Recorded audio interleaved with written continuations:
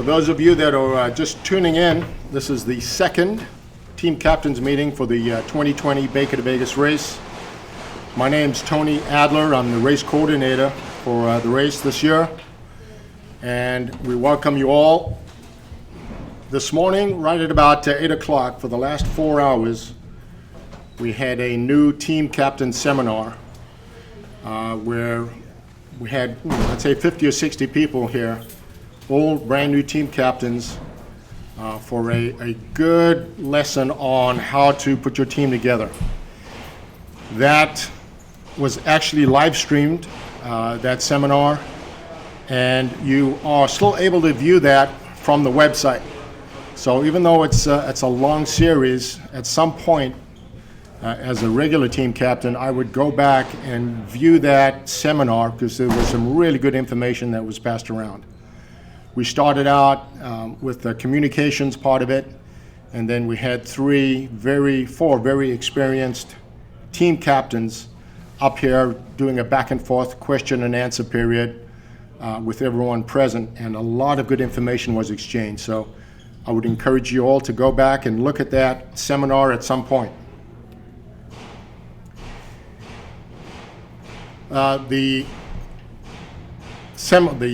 The meeting I'm going to give right now is probably going to be relatively short, maybe half an hour or so, because at the end of this meeting, I will assemble all of the minutes or the notes from what was said over here, expand it somewhat, and then email it out to you.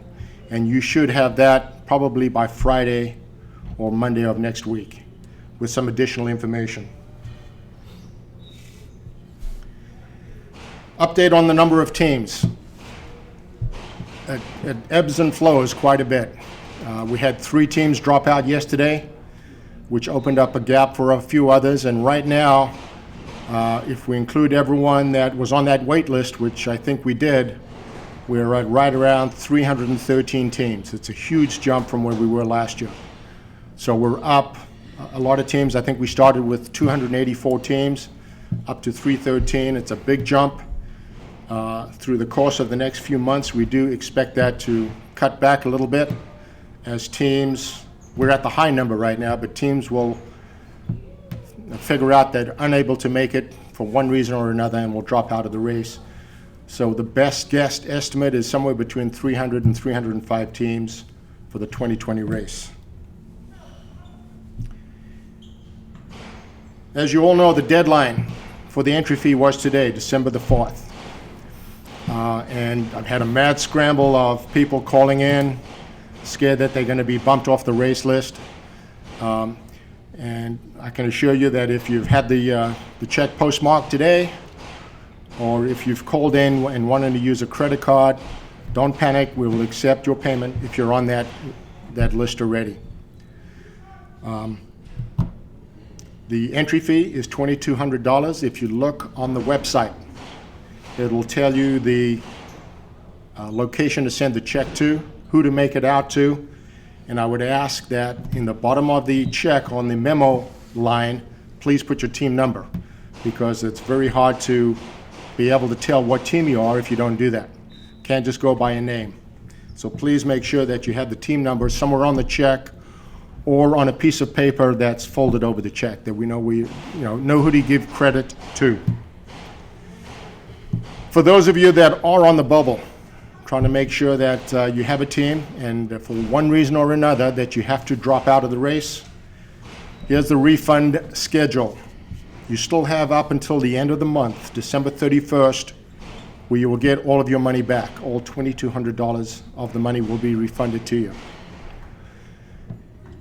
After that date, starting January the 1st,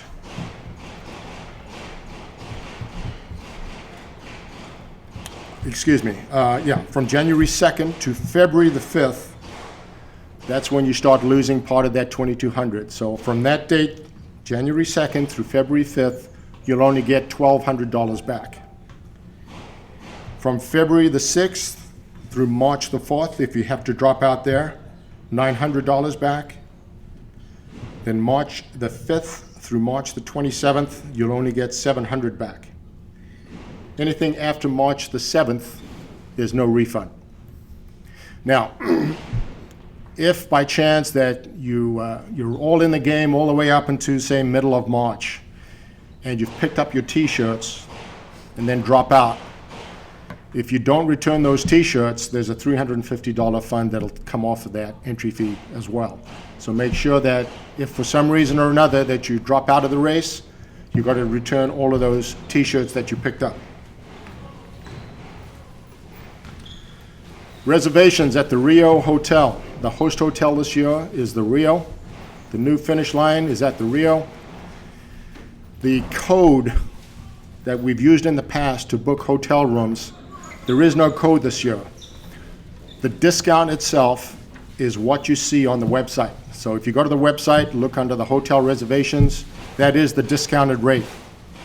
That includes the regular rooms, and if you want to get a suite on top of that, it'll tell you the price for that. I can tell you right now, the Rio Hotel is 65% booked already. So if you have not made your reservations, I would start on that ASAP because that room block is going to go pretty quick. We're at a much faster pace on filling up that room block this year, so make sure you get on that.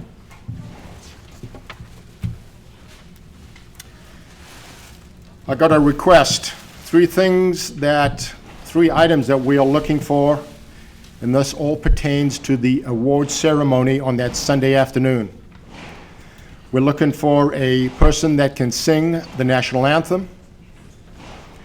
We're looking for a chaplain to do the invocation, and we're looking for a color guard team, if you will, to come present the colors. They can be all from different agencies, just depends how many requests we get. But if you have someone in your agency that is interested in doing this, please email me. There is absolutely this is a volunteer assignment. We don't reimburse anyone for this. There's no hotel rooms, strictly volunteer assignment. So we're looking for a singer for the national anthem, a color guard team, and a chaplain to do the invocation.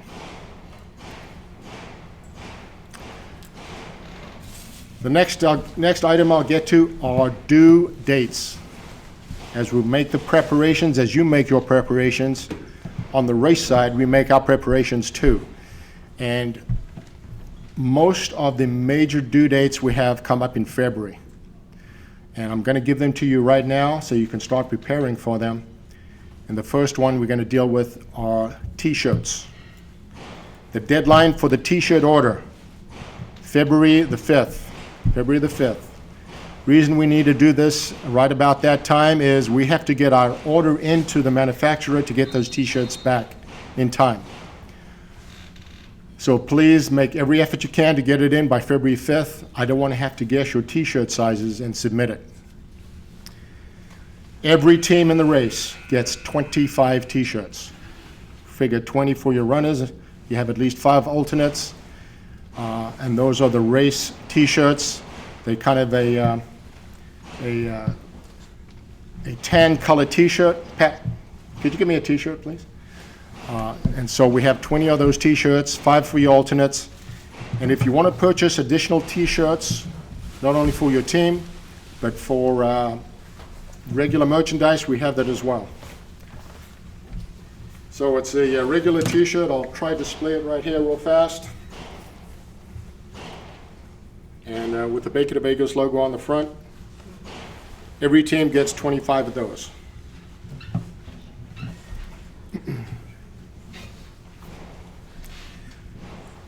Today at this new team captain seminar, we started dispensing those T-shirts for the teams that were here.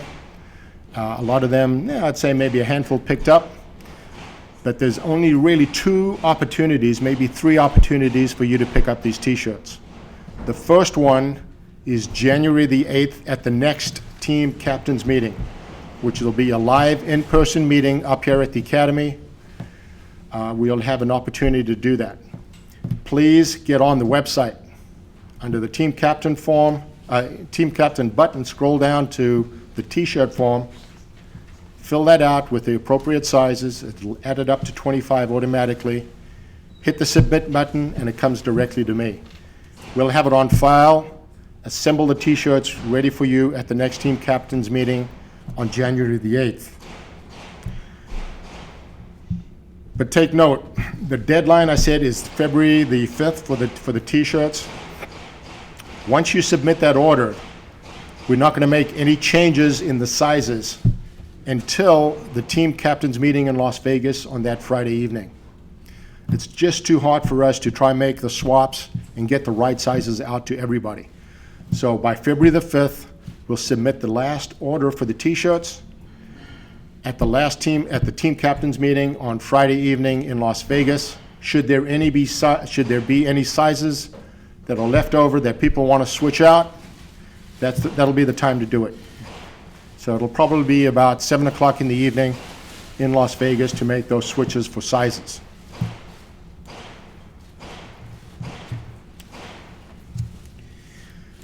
The next opportunity to pick up the t-shirt.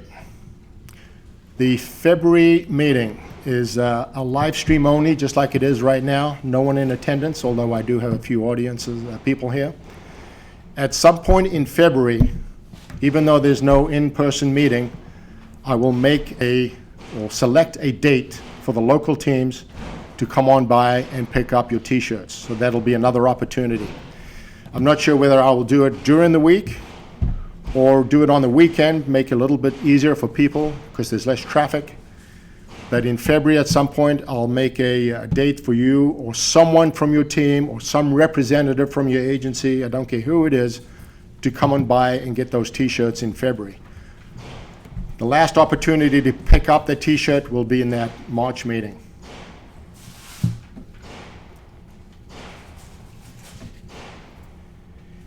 The next due date, same as the t-shirt. That's the category form. That'll be February the 5th, same day as the t-shirt. So there's two due dates on February the 5th. One's the t-shirt, one is the category form. Category form is what category you are going to choose to run in. The categories are listed in Chapter 1 of the rulebook. But if you looked on the website right now, there is no Chapter 1 listed. That is because we are still making some revisions to it, but I'm assured that will be up shortly. In Chapter 1, it has all of the categories listed out, including which are sworn, which are non-sworn, the mixed, and so you're going to have to go through and decide and pick which category, number one, you're eligible to run in, and out of those categories you're eligible to run in, which one do you pick to run in? Now, even though I said the category deadline was February 5th, we totally understand that if you have to switch it at some point after that date, that stuff happens. And here's an example of what might happen. A team might be entered in a mixed category. Mixed category requires you have at least 5 female runners. So you're traveling along, and at some point before the race, you find out that one of your female runners has dropped out. Mixed category requires you to start with 5 females and finish with 5 females. But if one female drops out and you're unable to replace that with a female runner, then you might have to switch a category. So that's an example of that.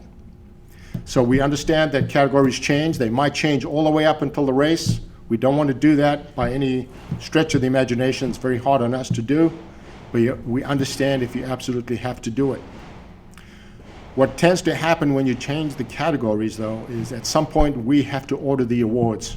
We order all the plaques, we order all the mugs, and the mugs are based on the number of teams in each category.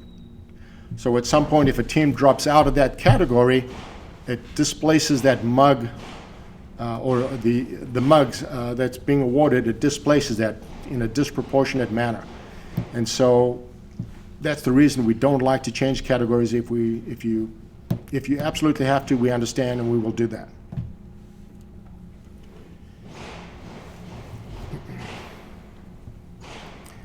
Communication, that's the next deadline. That form is due on February the 14th. Now, if you looked on the website, you wouldn't see a category button just yet. We will put that link for the communication form up on the website. That'll be posted beginning January the 15th. So there's a window for you to get that communication form submitted to us. That'll be between January the 17th comes live, and then we want that form in our hands February the 14th. Now, there was a whole hour-and-a-half lecture on communication this morning from that team captain seminar. I would highly suggest you go back and read that. There was some great information about types of radios that you will need for the race and that you have the ability to get. But the communication form is pretty simple to fill out. We have to be able to coordinate every team in the race and what type of radios they're going to be using. So it's a critical piece of information.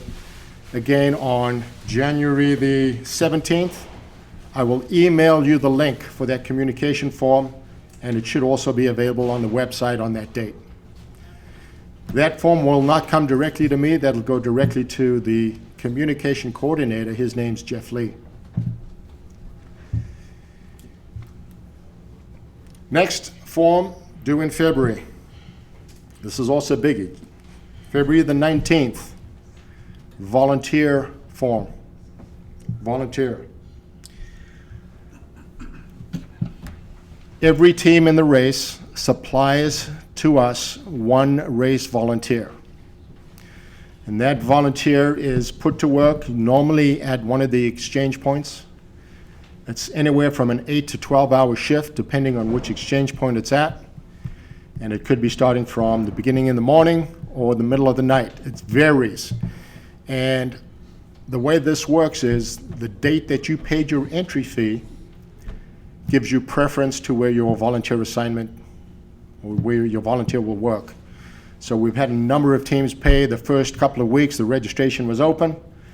As of today, I think we're at 200 and something teams paid. So when your check gets to us right about now, the pickings for volunteer assignments are pretty much gone. And so they will have to work what we give them, unfortunately.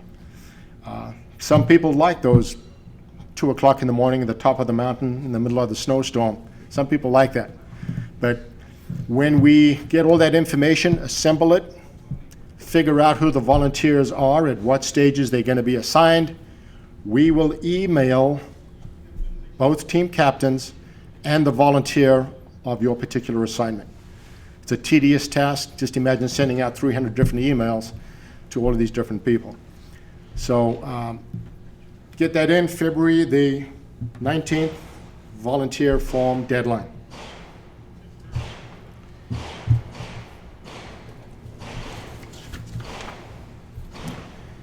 In the past, we've named this assignment as a sworn volunteer assignment, but that's kind of a misnomer.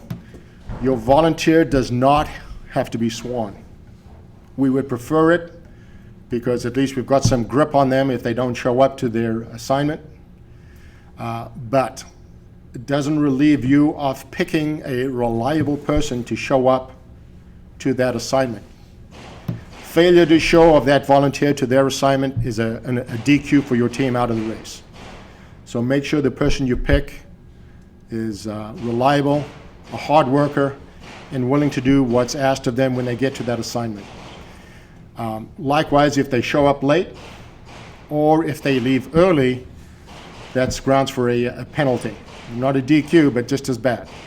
So please take your time in selecting this individual. Some volunteers have done this many, many years, picked the same assignment year after year. If it's a brand new volunteer you have, please choose wisely.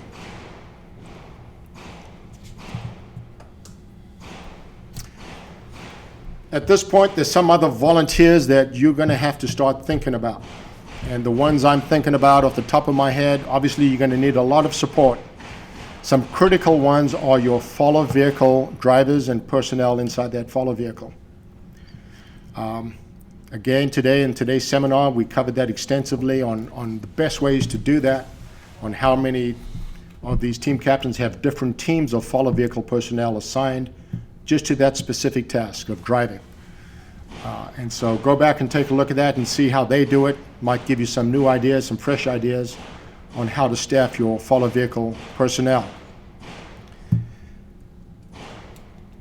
One important feature on this follow vehicle personnel and who you choose.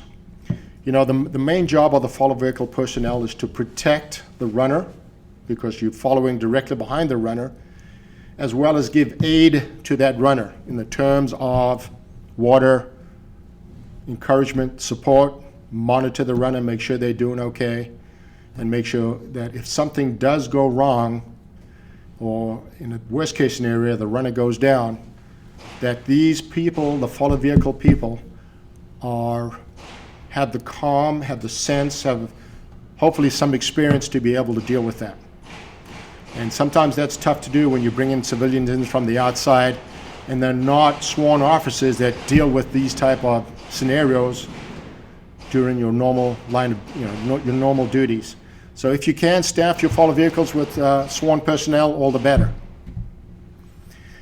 I'll give you a story of what happened. A couple of years ago, we had a team. The runner was ahead, was just about to finish his stage, 100 yards from the stage, from the end. And the runner goes down, collapses. Turns out he had a heart attack right there, 100 yards from the end of the stage. Luckily, all the medical personnel saw this happen. They ran out, began CPR on this individual. And I can guarantee the captain or the follow vehicle personnel happened to have an AED device inside the follow vehicle. And I think if I took a poll on how many other teams had an AED device inside that follow vehicle, I'd say maybe less than 2 or 3. But for some reason, the stars were all aligned on this one. He ran back, got the AED device, put it to the person that was down on the ground, and was able to restore the heartbeat. Flew him out to Las Vegas, and he's up and doing fine. So what I'm trying to get across to you here is the importance of not only the people inside that follow vehicle, but if you can get your hands on an AED device, try have it in the vehicle, know how to use it. Now, they are very expensive. Granted, from what I last heard, they're about $1,000 to purchase. I know just about every agency has an AED device. But I'd like to caution you, if you plan on using the agency's device, please get permission first. Don't just grab it and take it and then use it.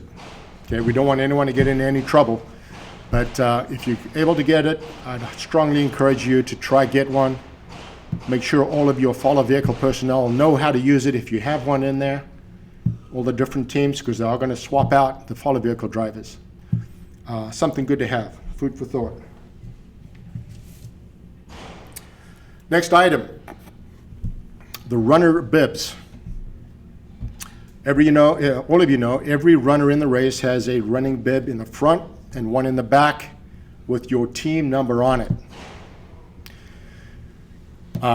We do have the ability to put a picture of a person on that bib. And this is for a memorial picture of someone from your team, from your agency, that you want to memorialize during the race. We're able to put their picture on this bib. So what I'm going to ask from you is, if you have someone like that and want this done, I've got to start working on this pretty quick. Submit to me via email the name of the person, the serial number of the person, and a picture in a JPEG format, as clear as you can be. Okay, name, serial number, JPEG format picture. Submit it to me. We'll start collecting all of this, and eventually we'll send it off to the printer who does the bibs for us. We do have to Photoshop it a little bit to put an American flag in the background, but that is something we can do for you. I know in the past, I believe we've had one or more people have died from that agency, and I believe we still have the ability to put more than one picture on that bib. Is that correct, Chuck? I'm sorry, more than one picture on the bib? You can do 2, yeah. Yeah, we can probably do 2 pictures on that.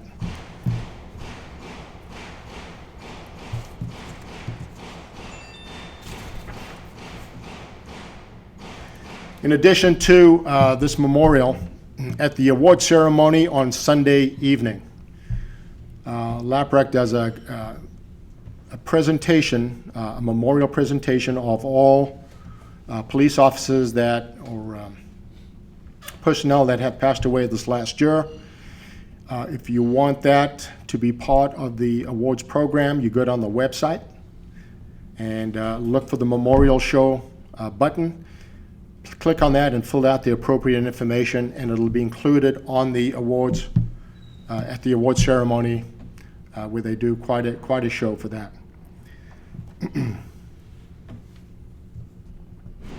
So in addition to the bibs, those names will also be placed on the baton. Every team has a baton. We get a sticker manufactured, and we put the sticker on the baton, and it lists all of the names from all of the agencies that have submitted a name to us. We'll put their name, serial number on the baton as well.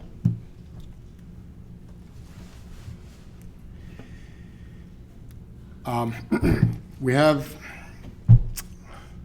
team organization. As you start to prepare your team right now, you're obviously have a lot of questions about how to organize, how to budget, how to get people from A to B, how much time do we need to allow all that to happen. Basically the how-tos on putting your team together. And again, I would encourage you to go back to the team captain seminar we had this morning, because there was another section done on that, on the how-tos, on organizing your team. I'm not going to discuss it right here, but it was discussed extensively there. Go back, take a look, and pick and choose what's going to work for you and your team. Last item of order in business here is the runner registration password.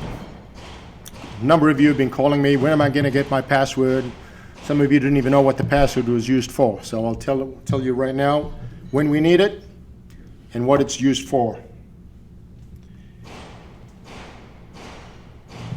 On December the 17th, coming up here in a couple of days, couple of weeks, we will send to you your password, runner registration password. Again, we have to individually send out 300 plus passwords to 300 different teams, but we will send it to you. Please don't lose the password or the email I'm sending to you. It'll have the password on it, your team number, the password. Once you have that, there's a link that'll be attached. We'll also put the link up on the web. This allows you to go in and start registering your runners in the order on which they're going to run come race day.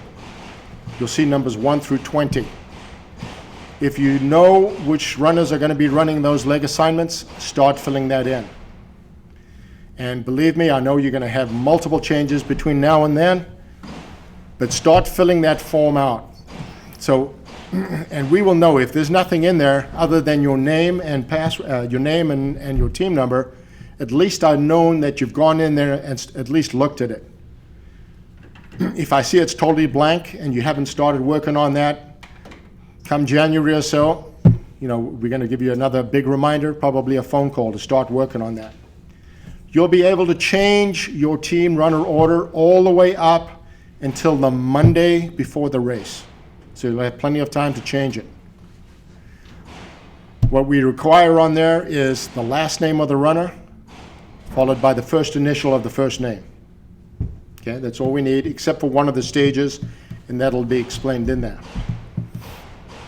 So start thinking about who your team, your runner lineup is going to be. Start working on this form when we send it out on December the 17th. The next team captains meeting will be in person up here at the Academy. Want to make sure I get the right date. January the 8th. January the 8th, it's a Wednesday up here at the Academy. Please get that t-shirt form submitted in. We'll start working on that. For those of you that cannot make it, you're too far out, we'll make other plans for you to get those t-shirts. But for those local teams, Southern California teams, even up to Central California, we expect you to come down and pick up those t-shirts at some point. That's all I've got. Best of luck. Happy holidays. Merry Christmas. And we'll see you on the next meeting. Thank you.